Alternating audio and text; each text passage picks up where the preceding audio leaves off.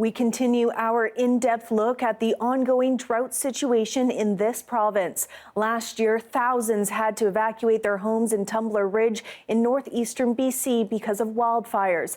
Now the town is preparing for another fire season, with concerns looming that the persistent drought conditions will make the fires much worse. Our Tanya Fletcher spoke with the mayor of the District of Tumbler Ridge. Take a look.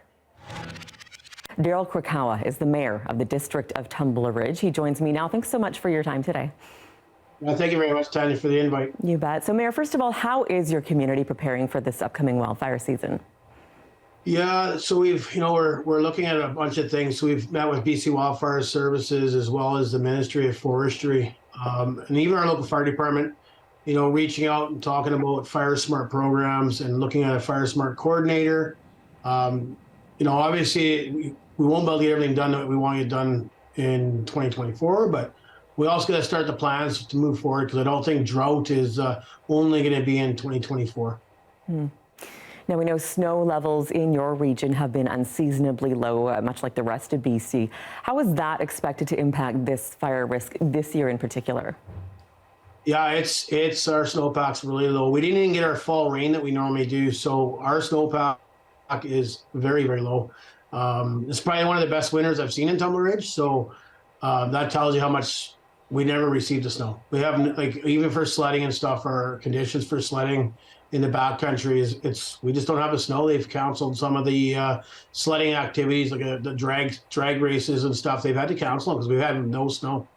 What does that mean as far as timelines go? I mean, when would you usually expect to ramp up with the fire season, and how earlier might that be this year? Yeah, I think last year within the northeast, I believe it was in May that the fire started north of Fort St. John. Mm-hmm. So I guess what we're doing, we're hoping for rain. We're going to need the rain to come early this year as it warms up. If not, we've already had a fire. There was a forest fire out by Chatwin. So that was only a couple of weeks ago. So that tells you how dry it already is within the northeast. You were thrown into this position quite quickly. We understand you were in your first term as mayor during last year's fires. So are there any lessons learned or takeaways that you have kind of on deck for this year?